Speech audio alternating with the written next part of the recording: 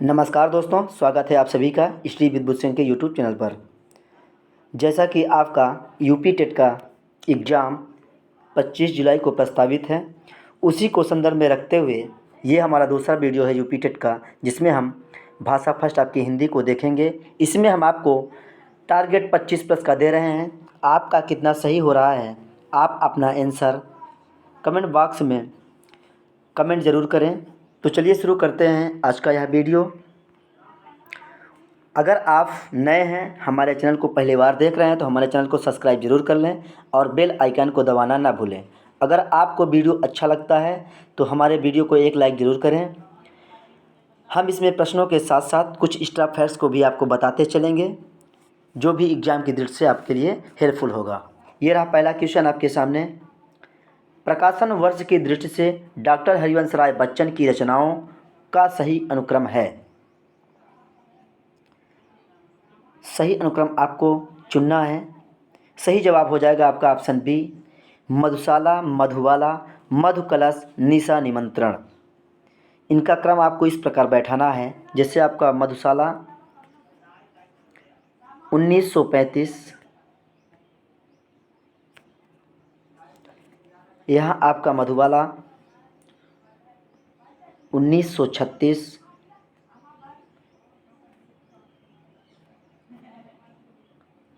सही से लिख दे रहा हूँ, एक बार आपको देख लीजिएगा। मधुशाला ये आपका 1935, मधुबाला 1936, मधुकलश 1937, निशा निमंत्रण आपका 1938। इस प्रकार आपका यह क्रम है। बढ़ते हैं अगले प्रश्न की तरफ। यहाँ आपका सही जवाब ऑप्शन बी होगा। ये रहा क्वेश्चन आपका दूसरा आपके सामने। सुमेल कीजिए, नीचे आपका ऑप्शन दिया गया है।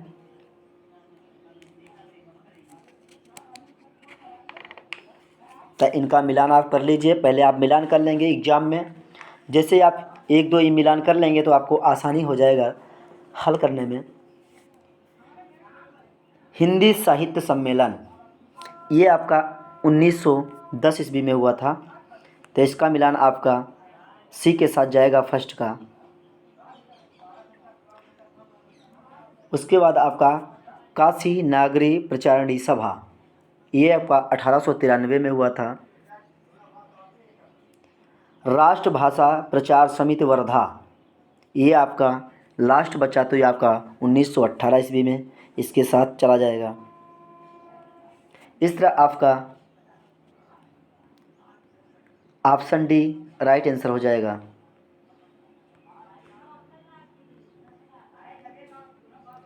अगर आप स्क्रीनशॉट लेना चाह रहे हैं तो ले सकते हैं। ये आपका इसके साथ जाएगा और सेकंड आपका ए के साथ चला जाएगा और लास्ट आपका राष्ट्रीय भाषा प्रचार समिति वर्धा 1918 ईस्वी में हुआ था। बढ़ते अगले प्रश्न की तरफ। अब तक आप स्क्रीनशॉट ले चुके होंगे। मैं आशा करता हूं कि आपको एग्जाम के पैटर्न के हिसाब से ये क्वेश्चन लिया गया है। तुलसीदास के रचनाकार हैं। सही जवाब हो जाएगा आपका ऑप्शन सी, सूर्यकांत त्रिपाठी निराला।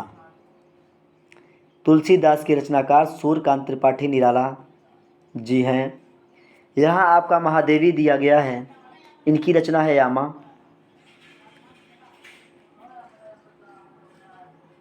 केशव दास का आपका रामचंद्रिका हो जाएगा, इनकी रचना रामचंद्रिका।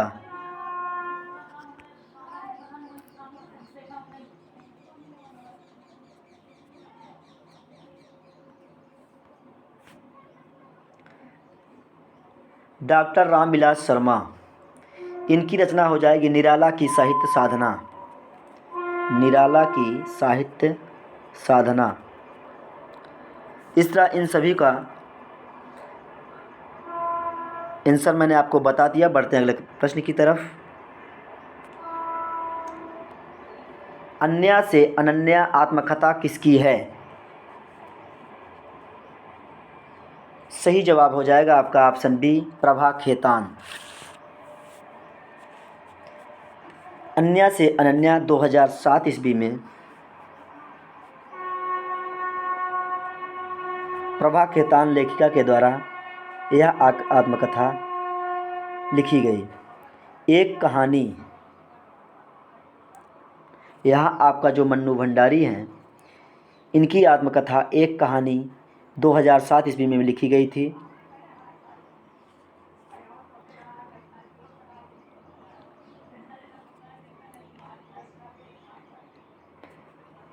बढ़ते हैं अगले प्रश्न की तरफ।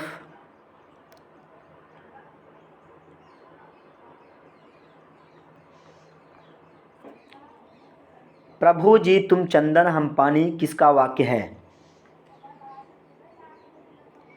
ये आपका रैदास जी का वाक्य है। प्रभु जी तुम चंदन हम पानी, संत रैदास जी ने कहा था यह वाक्य। बढ़ते हैं अगले प्रश्न की तरफ। निम्नलिखित में से कौन सा शब्द तद्भव है? सही जवाब हो जाएगा आपका ऑप्शन बी, खेत। खेत शब्द तद्भव है। खेत का तत्सम शब्द क्षेत्र है। तत्सम शब्द तत्धनसम से मिलकर बना है, जिसका अर्थ होता है उसके समान, अर्थात जो संस्कृत भाषा से हिंदी में आए हैं और ज्यों के त्यों प्रयुक्त होते हैं वो आपके तत्सम शब्द कहलाते हैं। बढ़ते अगले प्रश्न की तरफ। निम्नलिखित में से कौन सा शब्द देशज है? सही जवाब हो जाएगा आपका ऑप्शन ए, धड़ाम। धड़ाम आपका देशज शब्द है। देशज शब्द वे शब्द होते हैं जिनकी उत्पत्ति के मूल का पता ना हो परंतु वे प्रचलन में हों, ऐसे शब्द देशज शब्द कहलाते हैं। देशज शब्द आमतौर पर क्षेत्रीय भाषा में प्रयोग किए जाते हैं, जैसे कि आप लोटा, कटोरा, जूता, ठेठ, ठुमरी, खिड़की, खिचड़ी, डिबिया, डोंगा, चिड़िया, पगड़ी, ये सभी चीज़ें आप यूज करते हैं जो आप बोलचाल भाषा में, तो ये सभी आप देशज शब्द कहलाते हैं। बढ़ते हैं अगले प्रश्न की तरफ। छछूंदर के सिर पर चमेली का तेल का अर्थ है? सही जवाब हो जाएगा आपका ऑप्शन ए, अयोग्य व्यक्ति को अच्छी चीज़ देना। इसका अर्थ होता है कि जो व्यक्ति इस योग्य ना हो और उसे अच्छी चीज़ दें, किस काम की होगी? इसका अर्थ यही होता है कि अयोग्य व्यक्ति को अच्छी चीज़ देना। बढ़ते हैं अगले प्रश्न की तरफ। ऋग्वेद का संधि विच्छेद क्या है? सही जवाब हो जाएगा आपका ऑप्शन बी, ऋक धनवेद। यह व्यंजन संधि है। व्यंजन से स्वर अथवा व्यंजन के मेल से उत्पन्न विकार को व्यंजन संधि कहते हैं। यदि आपका का, चा, टा, ता, पा के बाद किसी वर्ग का तृतीय या चतुर्थ वर्ण आए, जैसे बड़ा या छोटा या रा, लावा या कोई स्वर आए, तो का, चा, टा, ता, पा के स्थान पर अपने ही वर्ग का तीसरा वर्ण हो जाता है।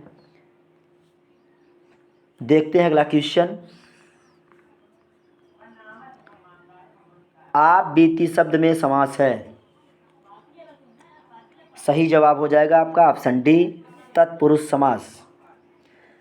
आप बीती में तत्पुरुष समास है। जिस समास का प्रथम पद गौण तथा उत्तर पद प्रधान होता है उसे तत्पुरुष समास कहते हैं। इस समास में सामान्यतः प्रथम पद विशेषण तथा दूसरा पद विशेष होता है। ये चीज़ आप ध्यान में रखिएगा। पहले पद में द्वितीय से सप्तमी कारक तथा विभक्ति का लोप होता है, जिसे यहाँ आप बीती शब्द में समास विग्रह करने पर होगा। देखते हैं अगला क्वेश्चन। घोंसले से चिड़िया है में कौन सा कारक है?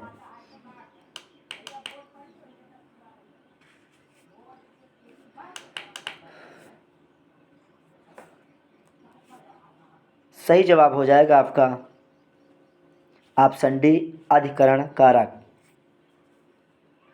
अधिकरण कारक का अर्थ जान लीजिए पहले आप। आश्रय संज्ञा का वह रूप जिससे क्रिया के आधार का बोध हो उसे अधिकरण कारक कहते हैं।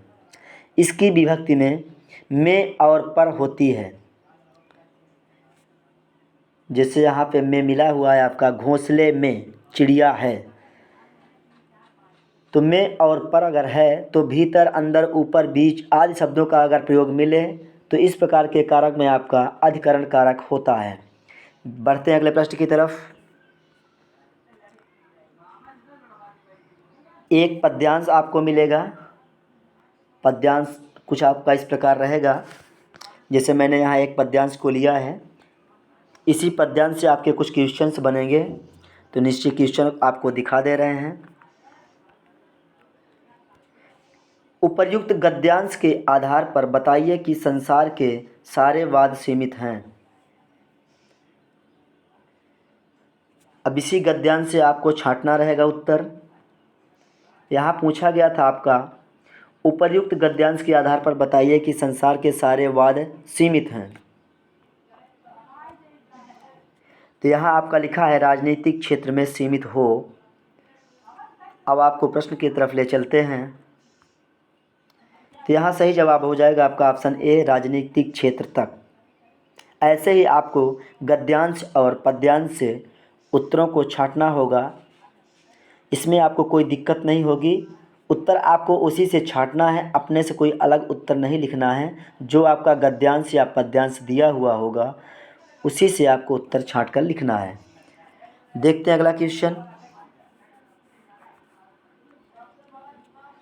उपर्युक्त गद्यांश में गांधीवाद का आधार किसे बताया गया है?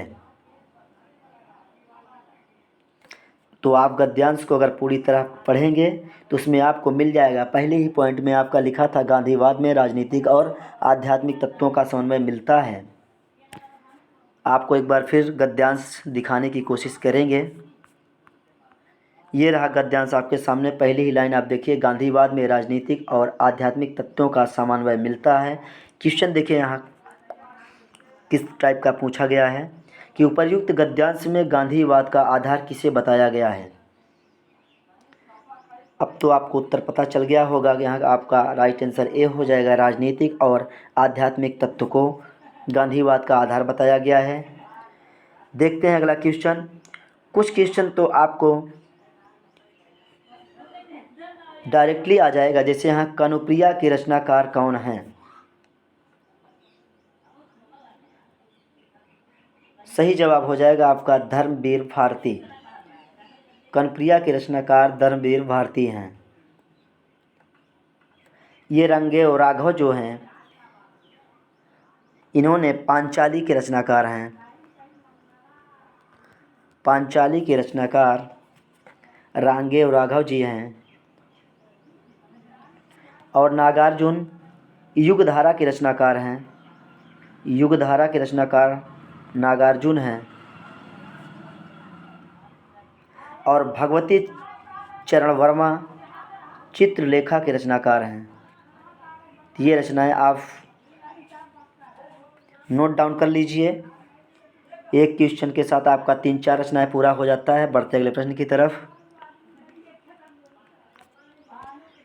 प्लुप्त स्वर कौन सा है? ऑप्शन बी आपका राइट आंसर होगा। ओम आपका प्लुप्त स्वर है। दीर्घ स्वर आपके 7 होते हैं। आ, ई, उ, ए, ऐ, ओ, औ। दीर्घ स्वर 2 शब्दों के योग से बनते हैं। प्लुप्त स्वर क्या होते हैं?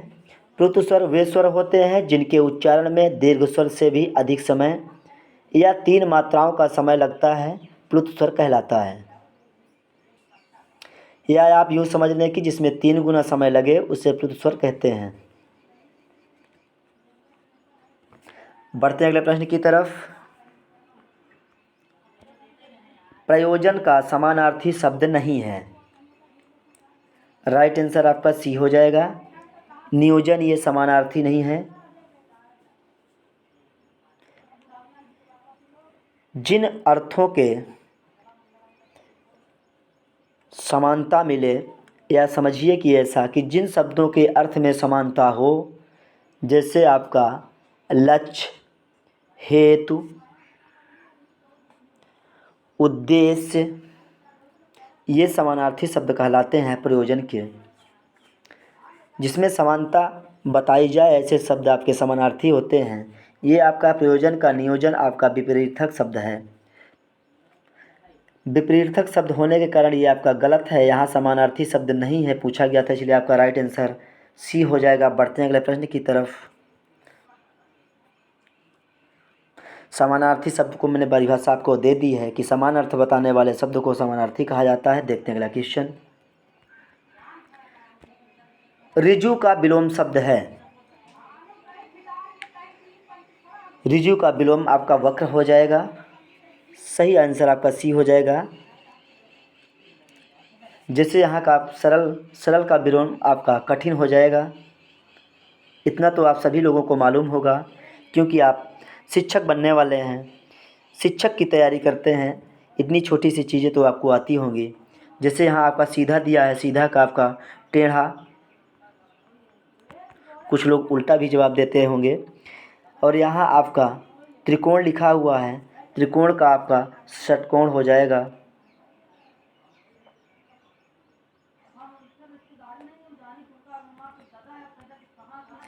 इस तरह आपका विलोम शब्द बनता है। बढ़ते अगले प्रश्न की तरफ।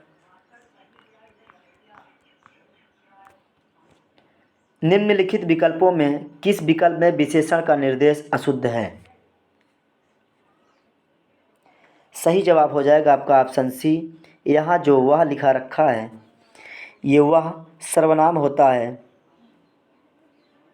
यह विशेषण नहीं है, इसलिए आपका राइट आंसर इसमें अशुद्ध पूछा गया था कि विशेषण का निर्देश अशुद्ध है, तो राइट आंसर आपका सी हो जाएगा। बढ़ते हैं अगले प्रश्न की तरफ।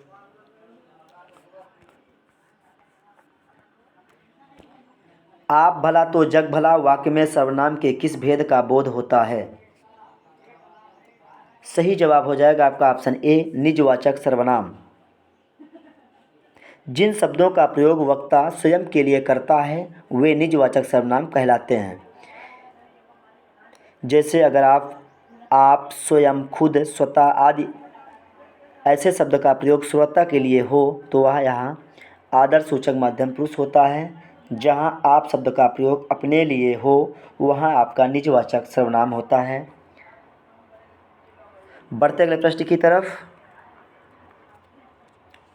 निम्नलिखित में से कौन सा शब्द पुल्लिंग है?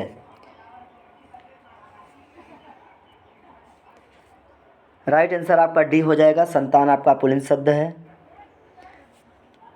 चील, कढ़ी, सरसों ये सभी आपके स्त्रीलिंग शब्द हैं। बढ़ते हैं अगले प्रश्न की तरफ।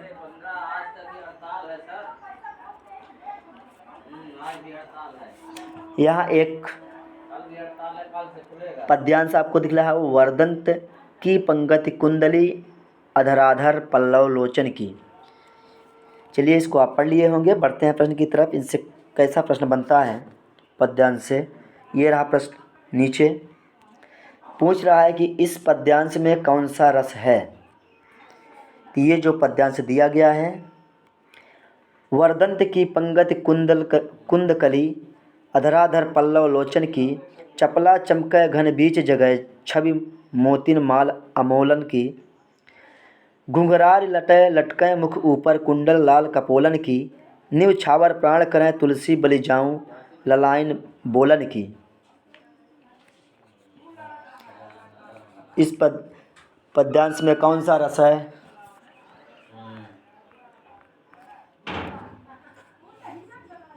इसमें आपका वात्सल रस है। ये आपका ऑप्शन बी सही जवाब हो जाएगा। वात्सल रस में अस्थाई भाव वात्सल्यता होता है, जिसमें माता पिता का अपने पुत्रादि पर जो नैसर्गिक स्नेह प्रेम उमड़ता है वह वात्सल्य होता है। यही स्नेह का भाव परिपुष्ट होकर वात्सल रस कहलाता है। देखते हैं अगला क्वेश्चन। उपरोक्त पद किस कवि का है? तो ये जो आपका ऊपर हमने पद दिखाया इस किस कवि द्वारा रचित है यह पद? सही जवाब हो जाएगा आपका ऑप्शन सी, तुलसी। तुलसी का गीतावली, कृष्ण गीतावली कवितावली, रामचरितमानस ये श्रेष्ठतर वात्सल रस की कविता मिलती है। पद्य में देखिए आपका आंसर छिपा हुआ है। अगर आप इसे अच्छे से पढ़ेंगे तो आंसर खुद ब खुद निकल कर सामने आ जाएगा। देखिए यहाँ लास्ट लाइन देखिए, नीव छावर प्राण करें तुलसी, बलि जाऊं ललायन बोलन की।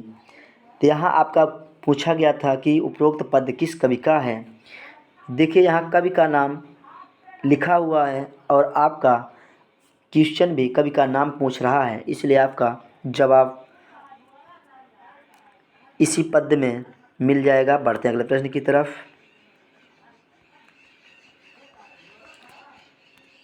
उच्चारण स्थान की दृष्टि से कौन सा विकल्प शुद्ध है? सही जवाब हो जाएगा आपका ऑप्शन बी, सा जो है आपका उच्चारण के दृष्टि से दंत है, इसलिए आपका राइट आंसर आपका बी हो जाएगा।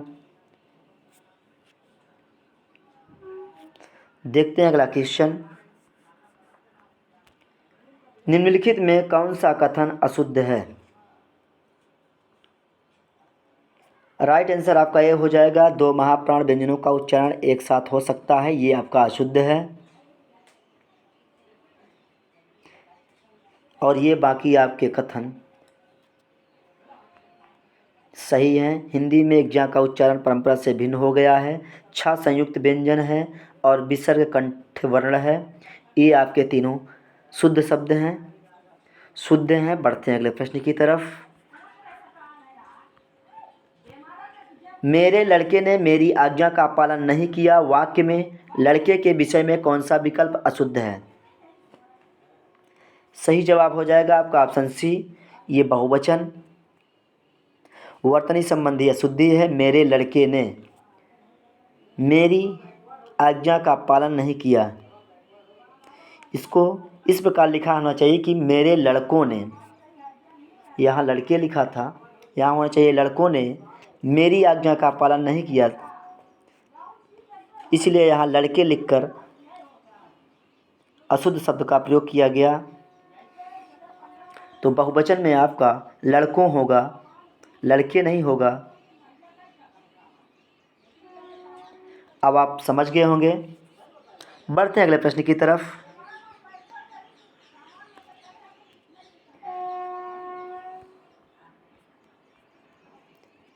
राम आम खाता है में वाक्य कौन सा रूप है?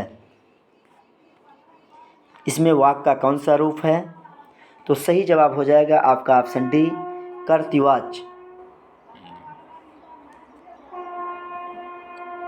क्योंकि यहाँ इस वाक्य में राम आम के खाने का काम कर रहा है, इसलिए यहाँ पर कर्तृवाच्य हो जाएगा। वाक्य तीन प्रकार के होते हैं, यह भी आप नोट डाउन कर लीजिएगा। कर्तृवाच्य, कर्मवाच्य, भाववाच्य। कर्तृवाच्य का तात्पर्य यह होता है कि जिस वाक्य में क्रिया कर्ता के अनुसार प्रयुक्त होती है वहाँ आपका कर्तृवाच्य होगा। जैसे आपने यहाँ देखा, राम आम खाता है। कर्मवाच्य वह होता है जिसमें आपके वाक्य में क्रिया कर्म के अनुसार प्रयुक्त होती है। भाववाच्य में वाक्य में क्रिया कर्ता अथवा कर्म के अनुसार प्रयुक्त ना होकर बल्कि वाक्य के भाव के अनुसार प्रयुक्त होती है, तो वहाँ आपका भाववाच्य होता है। बढ़ते हैं अगले प्रश्न की तरफ। रहीमन पानी राखिए बिन पानी सब सून, पानी गए ना उबरे मोती मानस चून। इस दोहे में कौन सा अलंकार है? अलंकार से भी आपका क्वेश्चन बनता है, इसलिए आपको अलंकार, दोहा ये सभी आपको तैयार करना होगा। हम आपको धीरे धीरे चैप्टर वाइज भी आपको करवाएंगे, लेकिन पहले आपको इसमें सही जवाब हो जाएगा आपका ऑप्शन डी, श्लेष। श्लेष अलंकार है। श्लेष का अर्थ समझ लीजिए क्या होता है। श्लेष का अर्थ होता है कि चिपका हुआ या चिपकना। जहाँ एक शब्द के अनेक अर्थ ध्वनित हों या निकलते हों वहाँ श्लेष अलंकार होता है। इस दोहे में पानी शब्द को तीन अर्थों में प्रयोग किया गया। पहला अर्थ आपका मनुष्य के संदर्भ में, और उसके बाद विनम्रता से। दूसरा अर्थ आपका आभा तेज या चमक से है, और तीसरा जल से है। जैसे आपका चूने का पानी अगर सूख जाए तो वो किसी काम का नहीं रहता। और मनुष्य के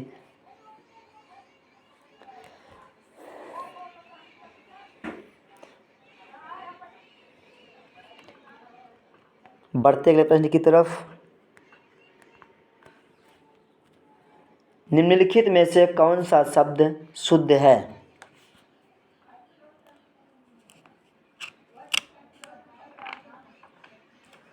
सही जवाब हो जाएगा आपका ऑप्शन ए।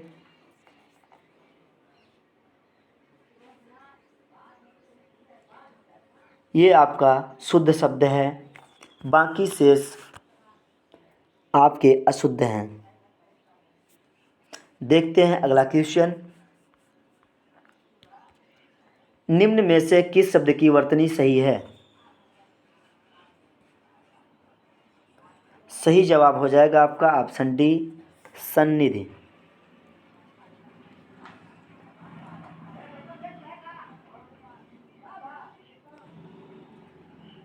शेष शब्दों की वर्तनी सही नहीं है। बढ़ते अगले प्रश्न की तरफ। उपचारात्मक शिक्षण की सफलता निर्भर करती है। राइट आंसर आपका सी हो जाएगा, समस्याओं के कारणों की सही पहचान पर।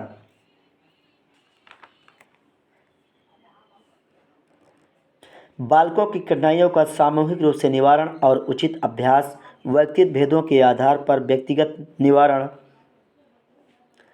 बालक की अशुद्धियों का निवारण, उपचार गृहों और भाषा प्रयोगशालाओं में बालकों के उच्चारण एवं भाषा संबंधी प्रशिक्षण और अभ्यास, ये आपकी समस्याओं के कारणों की सही पहचान करती है।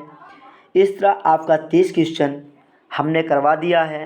आपका कितना सही जवाब हुआ है, आपने कितना स्कोर किया है, कमेंट बॉक्स में कमेंट ज़रूर करें कि आपका इसमें से कितना सही हुआ।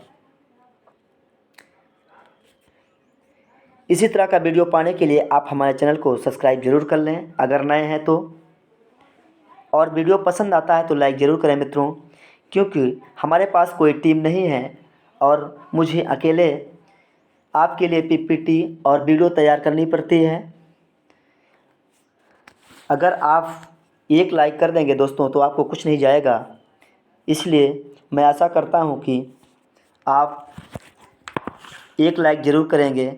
तो इस वीडियो में बस इतना ही। मिलते हैं नेक्स्ट वीडियो के साथ।